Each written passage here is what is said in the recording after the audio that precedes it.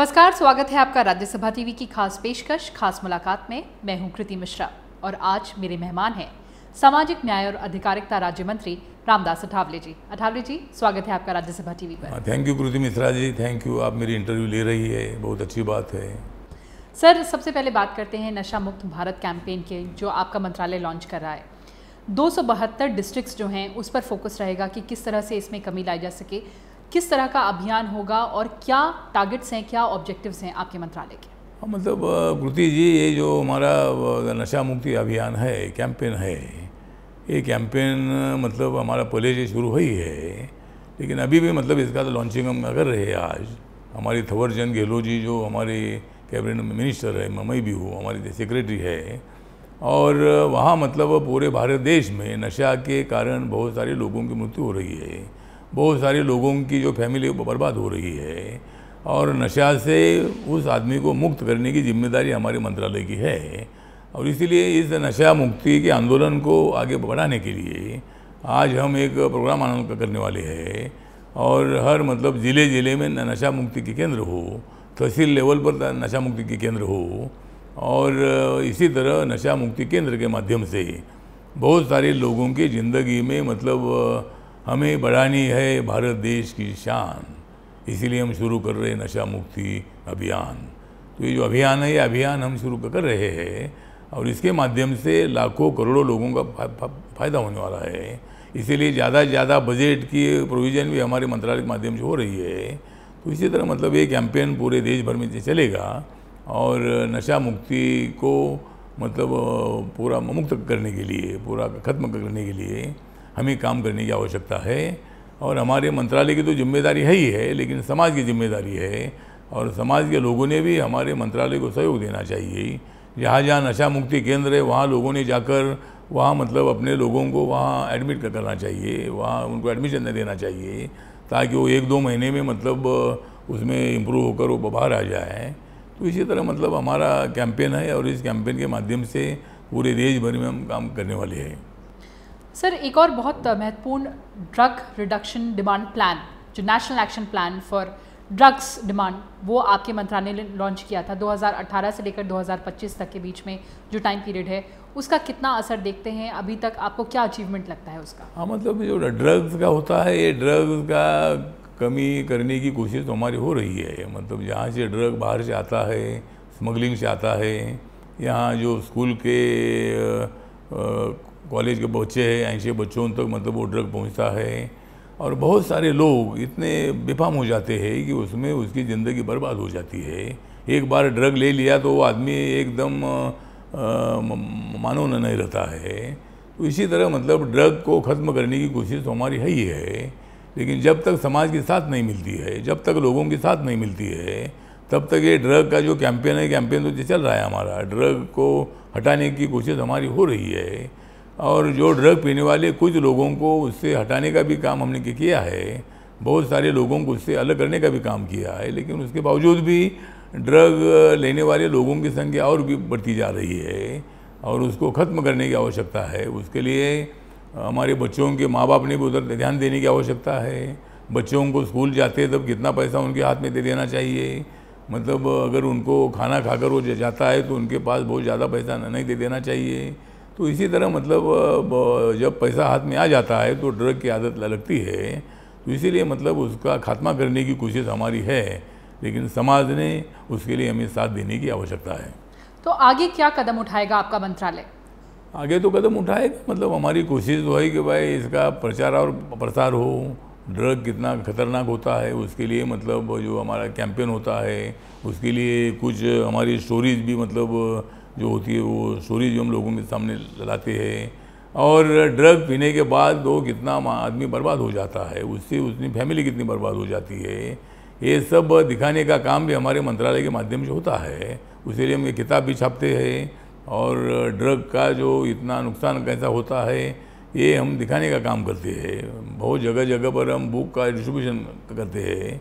तो इसी तरह हमारा काम चल रहा है, और आगे भी उसको और भी बढ़ाने के लिए हम काम करते रहेंगे। सर, आगे बात करते हैं न्यू एजुकेशन पॉलिसी की। डिफरेंटली एबल्ड जो बच्चे हैं, जो दिव्यांग बच्चे हैं, वो नोडल मिनिस्ट्री आपका मंत्रालय है उनकी देखभाल के लिए, उनके वेलफेयर के लिए। न्यू एजुकेशन पॉलिसी में जो डिफरेंटली एबल्ड बच्चे हैं उनके लिए खास क्या देखते हैं आप? मुझे लगता है कि जो नई एजुकेशन पॉलिसी है उसमें जो दिव्यांगजन लोग हैं, जिस तरह हमारे 2011 के जनगणना के मुताबिक 2,67,557 इतनी संख्या हमारी दिव्यांगजनों की है। अभी 2021 में वो भी और भी बढ़ेगी। तो दिव्यांगजनों को जो नई शिक्षा की नीति है, तो नई शिक्षा की नीति में दिव्यांगजनों को भी मतलब उसमें सही आधार मिलना चाहिए, सही सहयोग मिलना चाहिए। और दिव्यांगजन जो लोग हैं उनको उनकी जो शिक्षा होती है, जिस तरह हमारी ब्लाइंड लोग होते हैं उसके लिए ब्लाइंड लिपि, उसके लिए ग्रेल लिपि होती है। बाकी के बहुत जगह पर हम दिव्यांगजनों को मोबाइल देते हैं, बहुत जगह पर हम उनको कंप्यूटर भी देते हैं।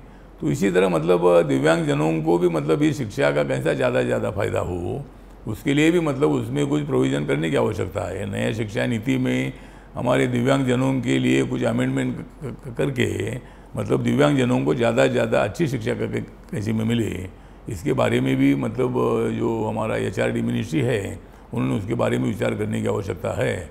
और ज़रूर हम HRD मिनिस्ट्री से भी बात करेंगे और दिव्यांगजनों के लिए और भी क्या चाहिए उसके बारे में हम प्रयत्न करेंगे। लेकिन सर सबसे बड़ा मुद्दा है दिव्यांगजनों की अगर बात करें तो रोज़गार का, किस तरह से उनके लिए और जो रोज़गार की जो अपॉर्चुनिटीज़ हैं उसको कैसे और बढ़ाया जा सकता है? मतलब जिस तरह पहले हमारा कानून था कि 3% रिजर्वेशन मतलब दिव्यांगजनों को था सरकारी नौकरियों में। उसके बाद हमारी सरकार, माननीय मोदी जी की सरकार आने के बाद हमने उसको 4% किया है और 4% रिजर्वेशन उनको है। तो मैं जब मतलब पूरे देश भर में घूमता हूँ तब मैं हर राज्य में जाकर मतलब दिव्यांगजनों के रिजर्वेशन का मैं रिव्यू लेता हूँ और बहुत जगह पर दिव्यांगजनों का रिजर्वेशन नहीं बढ़ते हैं। हमने हर जगह पर आदेश दिया है कि भाई सरकार का कानून है, सरकार का GR है, सरकार ने निर्णय ले लिया है। तो दिव्यांगजन जो होते हैं उनको आधार की आवश्यकता है, उनको नौकरी की आवश्यकता है। वो रोज़ भटकते हैं और उनको नौकरी मिलती नहीं है, तो उनका 4% रिजर्वेशन भरना ही चाहिए। इसी तरह का भारत सरकार का आदेश है। तो ज़रूर मेरा मंत्रालय के माध्यम से मैं और हमारे मंत्री थावरचंद गहलोत जी हम कोशिश करेंगे और दिव्यांगजनों को 4% रिजर्वेशन हर कैटेगरी में मिलना ही चाहिए। अगर ऐसा 4% आरक्षण पूरा भर जाएगा तो ऑटोमेटिकली मतलब बहुत सारे दिव्यांगजनों को नौकरी मिल सकती है। लेकिन डिपार्टमेंट वाले बोलते हैं कि भाई वहाँ हमको ये आदमी नहीं मिला, वो आदमी नहीं मिला।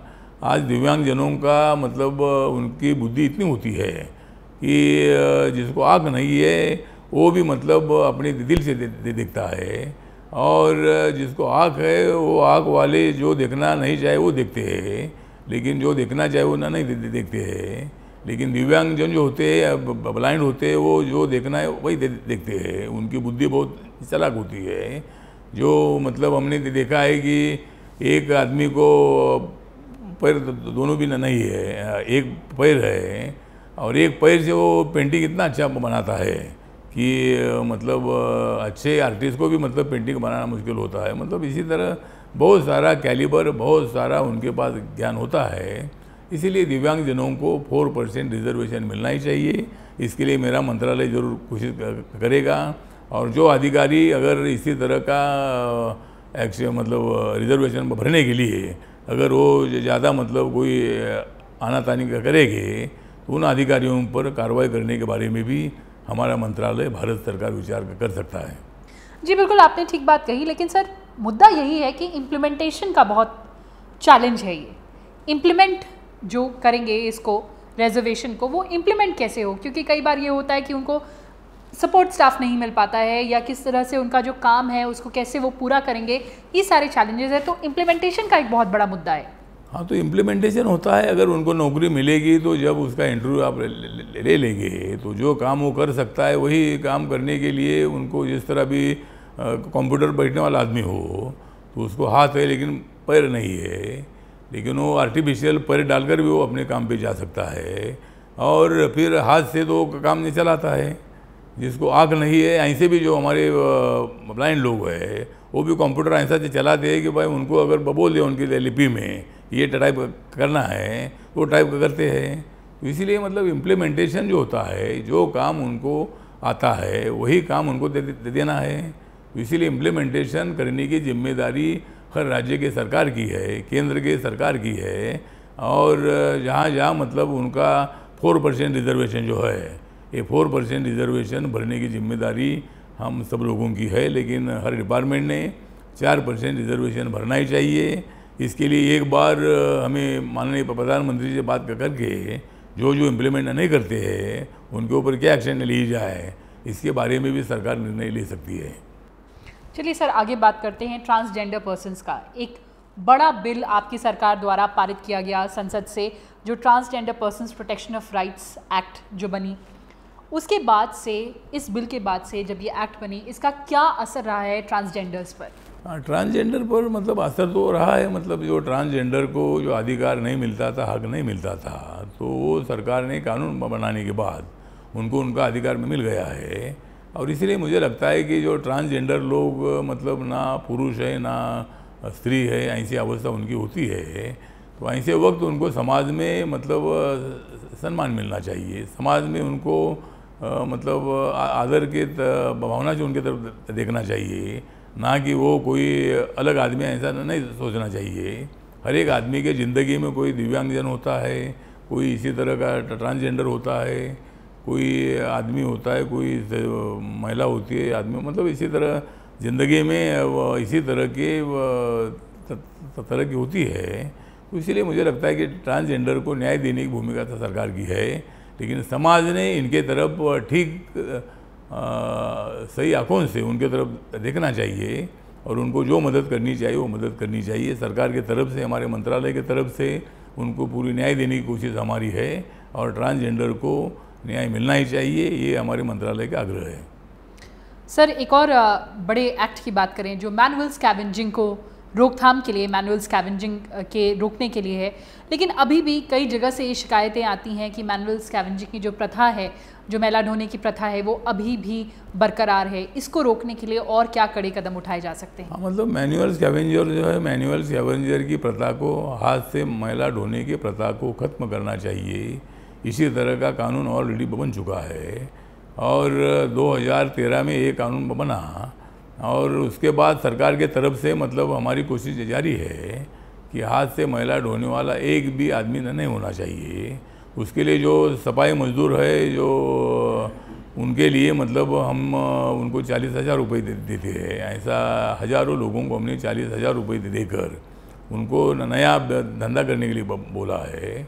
लेकिन मैनुअल स्कैवेंजर की स्थिति ऐसी होती है कि जो ड्रेनेज में जब उतरते हैं तब उनको पूरी सुविधा मिलनी चाहिए, ना कि उनकी डेथ उधर होनी चाहिए।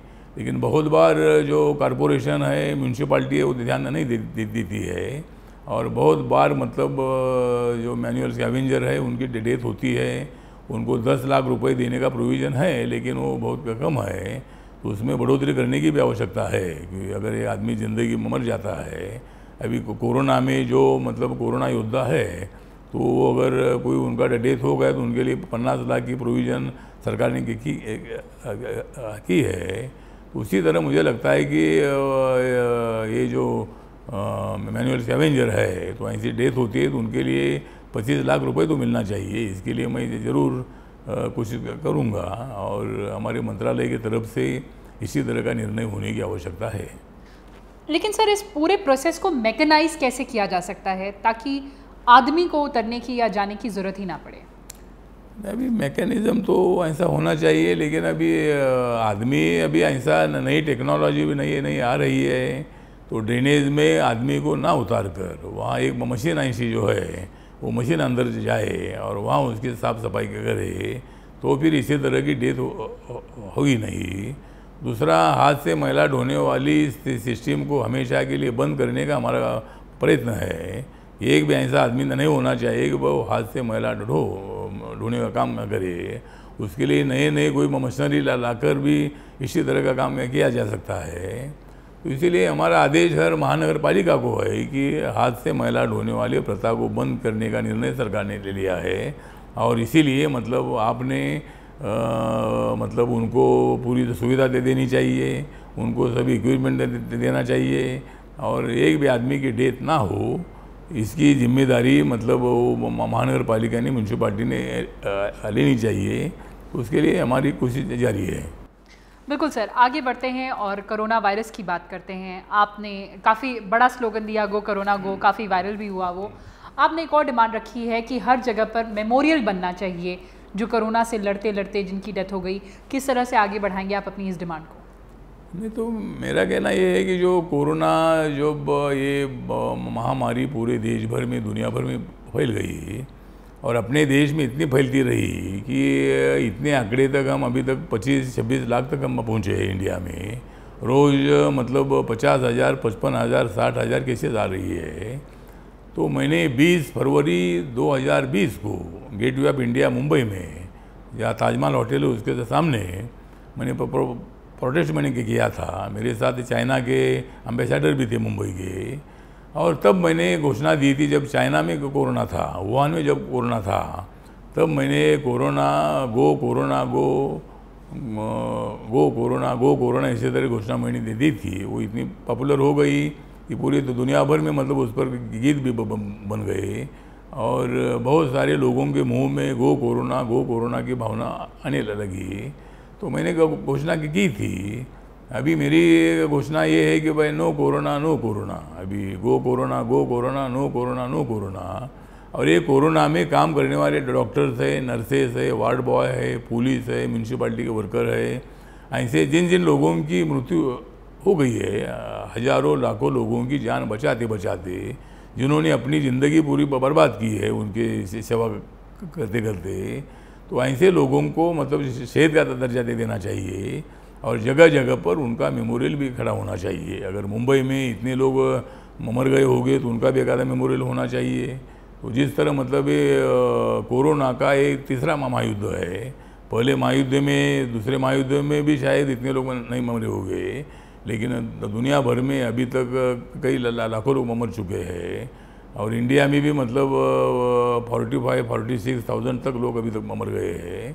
तो मुझे लगता है कि ये सेवा करने वाले डॉक्टर और जो सेवा करने वाला जो पूरा स्टाफ है, जो एक्सपायर हो गए हैं इसमें सेवा करते करते, उनका मेमोरियल का खड़ा होना चाहिए और उनको शहीद का दर्जा देना चाहिए। इसी तरह की मेरी सूचना है। जी बिल्कुल। और अगर आपके मंत्रालय से बात करें, मंत्रालय के तहत बात करें, तो एल्डरली सिटीजन्स जो हैं उनके लिए लगातार गाइडलाइंस जारी की, और क्या कदम उठा रहे हैं आप सीनियर सिटीजन्स के लिए?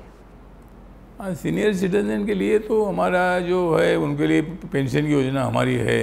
दूसरा जो ओल्ड एज होम होता है, डे केयर होम होता है, तो ऑटोमेटिकली हर जगह जगह पर ओल्ड एज होम 25 लोगों का होता है, 50 लोगों का होता है, 100 लोगों का भी होता है। तो जो हमारे पास एप्लीकेशन करती है तो उनको हम मतलब उनको मान्यता देते, ग्रांट देते हैं हम उनको। तो उसी तरह मतलब ओल्ड एज होम का भी विषय है और डे केयर होम का भी विषय है और उनको पेंशन देने का भी विषय है।